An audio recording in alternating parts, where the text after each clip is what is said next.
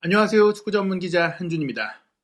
세계 최고의 공격수로 우뚝 선 손흥민 선수, 토트넘 허스퍼의 전술적인 문제와 동료들의 기량 등 다양한 아쉬움 속에 올 시즌 토트넘에서의 고전하는 상황, 많은 팬들이 안타까워하고 있는데요. 레알 마드리드가 또 한 번 손흥민 선수를 원하고 있다, 주목하고 있다, 노리고 있다는 보도가 나왔어요. 사실 조금은 신빙성이 없는 이전의 매체라든지 낭설도 있었고, 또 한준TV에서 독점적으로 이제 스페인 네트워크를 갖고 있는 레알 마드리드를 20년 넘게 전담 취재한 카데나 코페의 미겔 앙헬 디아스 기자도 사실 크게 가능성이 없는 소문들이었다고 얘기해왔거든요. 그런데 지금 막 나온 최신 보도는 결코 무시할 수 있는 내용이 아닙니다. 그 이유가 무엇인지 레알 마드리드 구단의 상황이 달라진 부분, 손흥민 선수 그리고 토트넘 구단의 상황이 달라진 부분 모두 반영해서 손흥민 선수의 내년 여름 레알 이적 가능성에 대해 상세하게 분석해드리겠습니다. 우선 한국 시간으로 10월 25일 새벽에 나온 최신 보도 내용입니다. 레알 마드리드 소식을 전문으로 다루는 트위터 채널인 마드리드 존에서 독일 매체 스포르트1의 보도 내용을 인용해서 소개했거든요.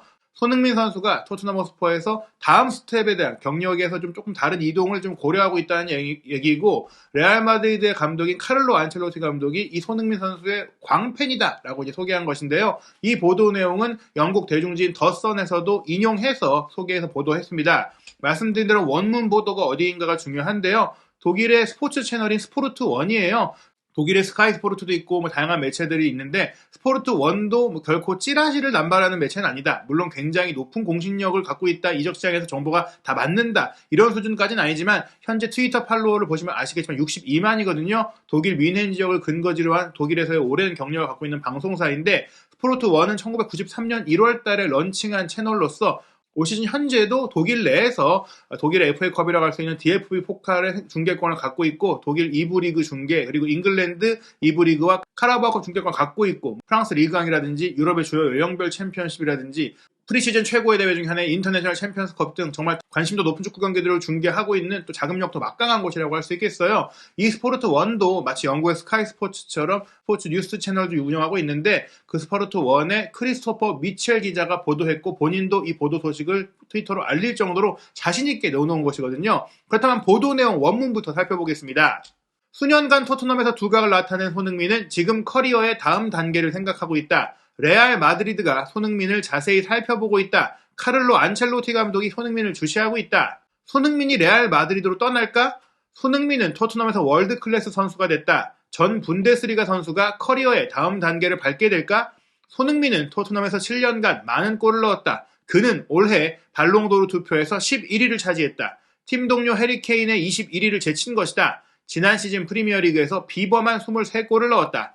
손흥민 선수가 다시 한번 관심받고 있는 것이 최근 결과가 나왔던 발롱도르 시상식에서 본인의 최고 순위이자 아시아 축구 역대 최고 순위 탑10 직전이었던 11위를 차지했는데, 사실 엘링 홀란드 선수가 10위를 차지한 것은 조금 논란이 있을 정도로 손흥민 선수가 탑10에 들었어야 한다는 얘기들이 나올 정도로 좀 약간 아쉬운 결과일 정도였어요. 그 정도로 유럽 내에서 손흥민 선수에 대한 기대치가 높아졌고 인정을 받는 분위기 속에서 독일 내에서 이런 보도가 나온 것은 역시 손흥민 선수가 함부르크에서 프로 선수로 데뷔를 했고 레버쿠젠을 거쳐서 프리미어리그를 가는 과정 속에 독일 내에서도 손흥민 선수에 대한 관심과 정보와 또 네트워크가 꽤 있어요. 그래서 낭설이 아닐 수밖에 없다. 손흥민 선수에 대한 정보를 아는 관계자들이 독일에도 꽤 퍼져 있다라고 볼 수 있고, 또 그만큼 손흥민 선수의 관심도가 검증된 내용을 볼 수 있겠는데요. 본문 내용 더 살펴보면 일단 손흥민 선수가 나이가 많고 이 정도도 셀 텐데 가능하겠느냐 또 의심하실 수 있잖아요. 그 내용도 설명을 합니다.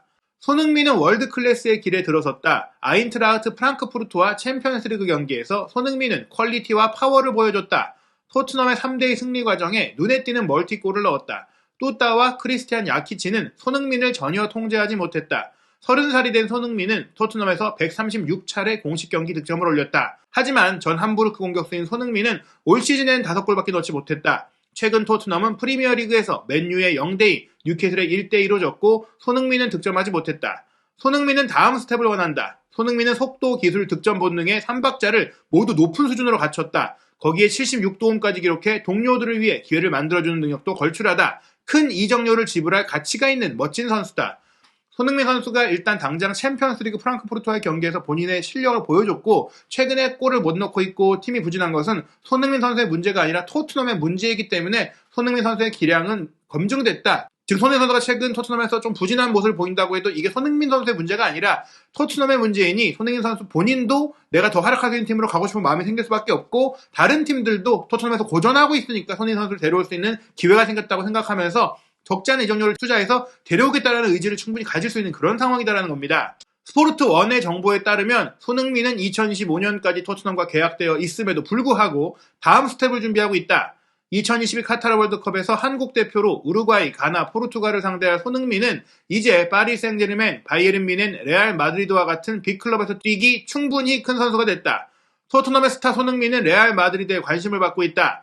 토트넘은 잉글랜드 리그에서 챔피언스 리그를 꾸준히 나가지 못하며 기복을 보이고 있는 팀이다. 2019년에 리버풀과 챔피언스 리그 결승에서 격돌하기도 했지만 0대2로 패배했고 결국에는 리버풀과 맨체스터 시티를 넘어설 수 없는 상황이다. 물론 안토니오 콘테 감독이 토트넘에 우승 DNA를 가져다 줄 수도 있다. 하지만 이 작업을 위해서는 시간이 필요하다. 손흥민이 우승을 위해서 언제까지 기다릴 수 있을까? 함부르크에서 프로 경력을 시작한 손흥민은 3천만 유로에 바이엘 레버쿠젠에서 토트넘으로 이적한 뒤 일관성 있게 활약을 했다. 본인은 꾸준히 활약하고 골도 넣고 성장했지만 구단이 우승할 수 있는 만큼의 성장을 못 이뤘기 때문에 이제는 프로 경력의 마지막 전성기에 우승컵을 추가하기 위해 손흥민 선수가 이적을 고려할 수밖에 없는 상황이고 특히 이미 그가 가진 실력이 레알 마드리드나 파리 생제르맹, 바이에른 뮌헨 같이 자국 리그의 우승 그리고 챔피언스 리그 우승을 도전할 수 있는 그런 팀들에서 뛰기 걸맞은 수준이 됐다는 겁니다. 스포르트1의 정보에 따르면 카를로 안첼로티 감독이 계속해서 손흥민을 지켜보고 있다. 손흥민의 발전상을 고려 중이다. 다가오는 몇 달간 손흥민은 어떻게 일이 진행될지 신중하게 고려할 것이다. 손흥민은 이제 세계 최고 수준에 도달한 그의 이력서에 어떤 것을 추가할 수 있을지 스스로 결정해야 하는 시기를 맞이했다. 손흥민은 의심의 여지가 없는 많은 클럽들이 원하는 퀄리티를 갖고 있다. 딱 그냥 월드클래스 선수다. 손흥민 선수가 그냥 골만 잘 넣고 반짝한 게 아니라 클래스 자체가 대단하기 때문에 이 선수를 데려갈 경우 팀에도 도움이 된다는 그 검증이 됐다는 얘기예요. 그런 가운데 안첼로티 감독이 손흥민 선수를 지켜보고 있으니까 이 지켜본다는 얘기는 경기력을 지켜본다는 게 아니라 데려올 수 있는 상황을 지켜본다는 것이고 현재 레알 마드리드에 보강할 수 있는 공격수 대상에 올려놨다는 얘기입니다. 일단 손흥민 선수와 안첼로티 감독의 인연이 확실하게 있어요. 직접 눈으로 근거리에서 봤기 때문에 임팩트가 셌던 것인데요. 무리뉴 감독이 토트넘을 이끌던 2020-2021 시즌 FA컵 16강전 당시에 에버튼 감독이 안첼로티 감독이었는데 에버튼이 5대4로 연장 접전 끝에 이겼죠. 그때 토트넘이 4골을 넣는 과정에 손흥민 선수가 도움 헤트트릭을 했고 실질적으로 4골에 모두 관여를 했었거든요. 그러다 보니까 경기 끝나고 손흥민 선수를 안첼로티 감독이 먼저 찾아왔어요. 그때 날씨도 추웠기 때문에 손흥민 선수가 장갑을 끼고 있었는데 먼저 악수를 딱 청하니까 장갑까지 벗고 정중하게 인사를 했던 손흥민 선수인데 그 뒤에도 계속해서 손흥민 선수에 대한 관심, 한국 선수에 대한 관심을 보여왔던 안첼로티 감독이 손흥민 선수를 품고 싶은 의지 충분히 이 경기를 통해 확인한 것이고요. 이 경기를 통해 확인했고 또 그 뒤로 관심을 갖고 있는 것인데요. 토트넘이 그럼 손흥민을 놔주겠냐 이렇게 생각하시는 분들이 많을 것 같은데 손흥민 선수가 물론 재계약을 체결을 했죠. 근데 이제 2025년 여름까지 계약이 되어 있어요.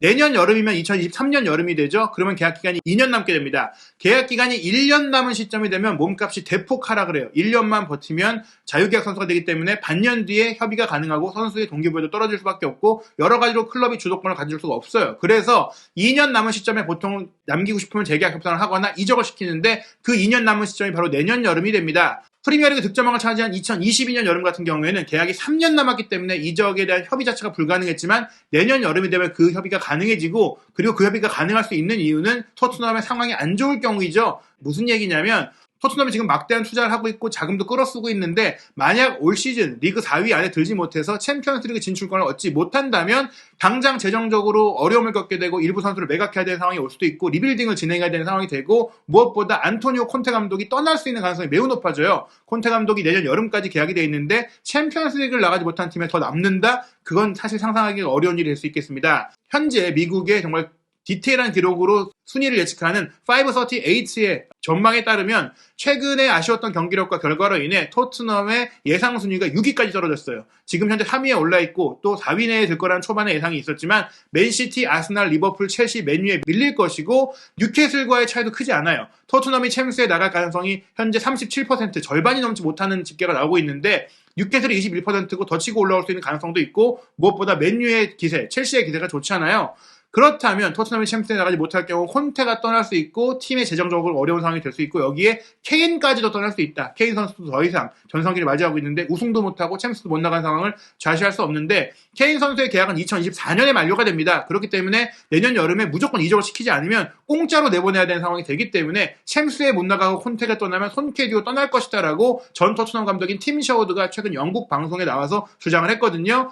토트넘의 큰 위기 상황, 손흥민 선수도 떠날 수 있다고 얘기하는 상황. 분명히 토트넘 입장에서는 케인이 나갈 경우 손흥민 선수가 필요할 수도 있다고 생각하시겠지만 히샬리선과 쿨루셉스키를 이미 영입을 했기 때문에 페리시랑도 계약을 길게 체결했기 때문에 손흥민 선수가 나간다고 하더라도 그 자리를 볼 수 있는 선수들은 이미 채워져 있고 더 어린 공격수들도 있고 브라이언 힐까지 있기 때문에 내년 여름에 손흥민 선수를 가장 비싸게 팔 수 있는 타이밍이라면 토트넘이 충분히 이적 협상에 응할 수 있다는 겁니다. 그런 상황들까지 모두 고려했을 때 이적설이 나오고 있는 것인데요. 말씀드린 대로 지난 여름에 이미 이탈리아 출신의 이적시장 전문가인 루디 갈레티 기자가 레알 마드리드가 손흥민 선수를 지켜보고 있다고 보도를 했었어요. 그리고 최근에 저희가 알베르토 몬토아 해설위원의 소식을 전해드리지 못하고 있었죠. 알베르토 몬토아 해설위원이 지난 시즌까지는 프리미어리그 해설을 주력으로 해왔는데 올 시즌부터는 스페인 라리가 해설을 좀 더 집중하고 라리가와 코파델레 해설에 주력하다 보니까 프리미어리그 해설에는 빠졌다고 합니다. 그래서 이제 손흥민 선수의 경기나 토트넘의 경기를 많이 못 보고 있어서 면밀한 분석을 전해드리지 못해가지고 잠깐 휴식을 취하고 있는 상황인데요. 몬토야 해설위원도 레알 마드리드가 충분히 손흥민 선수를 위해 움직일 것이라고 지난 여름에 이미 예상을 했어요.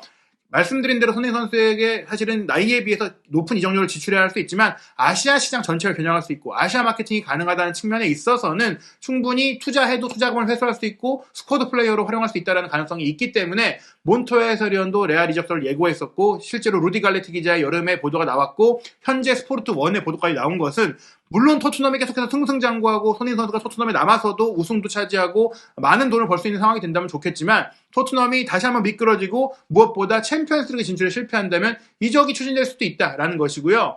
또 하나 그렇다면 레알 마드리드는 지금 공격진이 잘 구성되고 있는데 잘하고 있는데 뭐하러 손흥민 선수를 영입하느냐. 첫 번째 이유는 9번 공격수인 카림 벤제마가 역시나 몸 상태 문제 드러내고 있다는 거예요. 기량은 유지가 되고 있는데 프랑스 대표팀에 뛰지 못했던 많은 기간들이 있다 보니까 나이에 비해서 몸 관리가 잘 됐던 점, 덜 고갈된 면이 있던 것인데 결국에는 이제 프랑스 대표팀에 복귀하게 됐고 또 많은 경기를 치르면서 몸에 문제가 왔어요. 실제로 나이도 1987년생이기 때문에 만 34세인데 다음 시즌이 되면 35세가 되잖아요. 1년 1년이 다릅니다. 게다가 올 시즌도 부상이 계속해서 빈발하고 타박상, 근육부상 뭐 이런 것들이 빈발하면서 빠진 경기들이 많습니다. 물론 그런 빠진 경기들 속에서도 안첼로티 감독이 잘 운영한 것은 지금까지 스쿼드 플레이어나 쪼코로 뛰었던 호드리구를 중앙 공격수로도 써보고 또 가짜 고원 역할도 하게 해보고 발베르데 선수가 또 측면 미드필드로 측면 공격수로 올라갔을 때 놀라운 경기력과 득점력을 또 보여주면서 전술적인 그 커버가 잘 됐거든요. 발베르데, 호드리고, 비니시우스로도 멋진 공격이 가능하다. 뭐 이렇게 볼 수 있기 때문에 올 시즌은 괜찮은데 문제는 그 다음 시즌이에요. 일단 미드필드 라인에서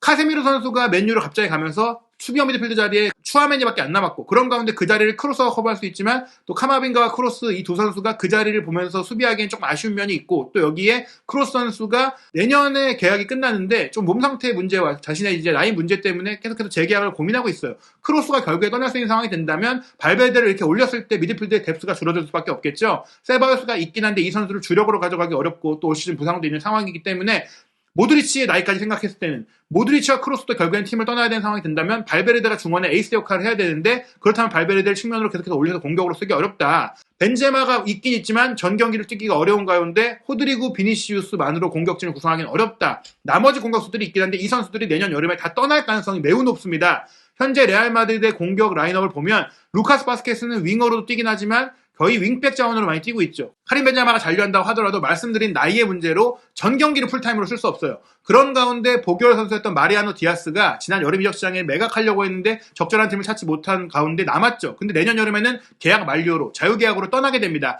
마르코 아센시오도 마찬가지예요. 측면 공격 자원으로 이 선수가 스페인 대표 선수인데 레알에서 자리를 잡지 못했고 더 많은 출전 기회를 원하기 때문에 연장 계약도 하지 않았고 연장 계약 제한도 없었고 결국엔 빠르면 내년 1월 늦어도 내년 여름에는 떠나게 된다. 자유계약으로 떠나게 된다라고 이제 보면 되고요. 에덴 아자르가 왔기 때문에 손흥민 선수가 올 수 없는 상황이었다고 지금까지 저희가 알고 있는데 아자르도 2024년 여름에 계약이 끝나거든요. 근데 투자만큼의 성과를 못 내고 있잖아요. 아자르 선수도 결국에는 내년 여름에는 레알 마드리드가 헐값이라도 매각할 수밖에 없어요. 그렇다면 공격 라인에 백업 공격수 3명이 다 나간다는 얘기입니다. 그 다 나가는 자리를 채워야 되는데 애매한 선수 한두 명을 사는 것보다 유망주를 잘못 썼다가 만약에 주력 선수가 다치거나 비니시우스나 호드리고나 벤제마 중에 한 명만 다쳐도 당장 레알 마드리드의 공격 데프트에 큰 문제가 생겨요. 그렇기 때문에 그 자리를 모두 볼 수 있는 선수를 영입하는 게 좋은데 바로 손흥민 선수가 될 수 있는 겁니다. 벤제마의 자리에서 9번 공격수로 골을 넣을 수도 있고 측면에서 가운데로 커트에 들어오는 그런 본인 특유의 공격 플레이를 할 수도 있거든요. 왼쪽은 비니시우스가 꽉 잡고 있기 때문에 손흥민 선수가 가장 좋아하는 왼쪽 공격수를 못 본다고 하더라도 전천후 로테이션 작업, 그리고 비니시우스도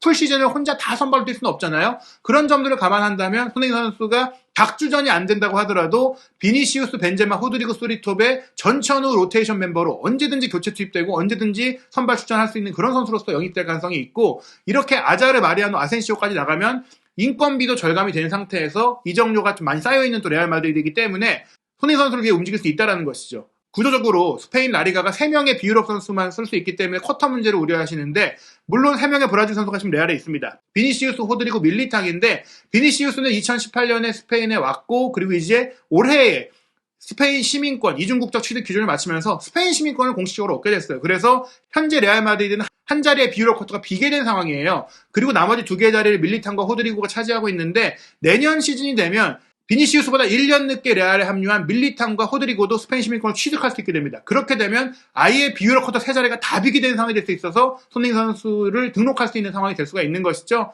말씀드린 대로 레알 마드리드는 폴란 선수도 원했고 은바페 선수도 원하지만 이 선수들의 바이아웃 조항이 발동되는 시기나 현재 계약 기간이나 뭐 그런 것들을 감안한다면 내년 여름엔 데려올 수가 없거든요. 근데 2023-2024 시즌에는 말씀드린 대로 공격수들이 주르르 나가고 벤제마는 나이가 더 먹게 되는데 공격진의 뎁스가 부족하잖아요. 근데 이미 현재 바르셀로나가 추격을 엄청 하고 있어요. 이번 엘클라시코를 레알 마드리드가 이겼지만 현재 라리가 득점 1위와 도움 1위가 모두 바르셀로나 선수입니다. 레반도프스키가 12골, 우스만 덴벨레가 5개의 도움을 기록하면서 엄청난 활약을 보이고 있는데, 게다가 바르셀로나가 최근에 부활하기 위해서 무리하게 좀 레버리지를 가동하긴 했지만 공격진 뎁스를 굉장히 늘렸거든요. 브라질 대표 윙어인 하피냐, 그리고 스페인 대표 공격수인 페란 토레스, 자체 육성 선수인 안소 파티까지 있고 부상 중이긴 하지만 네덜란드 대표 공격수인 데파이도 있는 상황. 물론 데파이는 떠날 수 있다는 얘기들이 나오고 있지만 현재 레알 마드리드와 비교했을 때 공격진 뎁스가 훨씬 두텁습니다.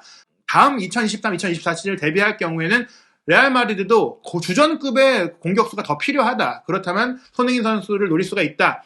투자금이 세더라도 아시아 시장을 공략할 수 있기 때문에 그걸로 만회할 수가 있고, 또 손흥민 선수의 나이 30이 되긴 했고 내년 여름에 31살이 될 수 있지만 몸 관리가 워낙 잘 돼 있고 레반도프스키가 꽤 나이가 많은데도 또 바르셀로나가 데려와서 잘 쓰고 있는 상황을 본다면 레알 마드리드가 이례적으로 30대가 넘은 선수에 대해서 이적료를 지불하고 움직일 수 있는 가능성은 충분히 있다. 왜냐하면 이미 발베르데, 호드리고, 비니시우스가 어리기 때문에 벤제마가 황혼기인 가운데 다 어린 선수만 구성할 수가 없으니까 조금 베테랑 선수도 필요하다는 관점에서 보자면 손흥민 선수 영입에 이례적으로 투자할 수 있는 가능성은 충분히 있다. 물론 아직까지는 토트넘이 올 시즌에 어떻게 될지, 남은 기간 동안 어떤 상황들이 진행될지 지켜봐야 하겠지만 말이 안 되는 이야기는 아니다라고 볼 수 있겠고요. 그런 관점에서 내년 여름에는 리버풀까지도, 이번 여름에 클롭 감독이 만약 토트넘의 챔스에 못 나간다면 움직이려고 했다는 얘기들이 있었는데 움직일 수도 있다. 내년 여름에 많은 빅클럽이 토트넘이 챔스에 못 나갈 경우 손흥민 선수를 영입하기 위해 움직일 수 있다라고 보시면 될 것 같습니다. 손흥민 선수의 레알 마드리드 이적설과 빅클럽과 연결된 소문들 한준TV에서는 꼼꼼하게 체크하고 신빙성 따져드리고 현지 독점 정보까지 소개해드리겠습니다. 한준TV에서 손흥민 선수에 대한 믿을만한 정보 확인하시기 바랍니다.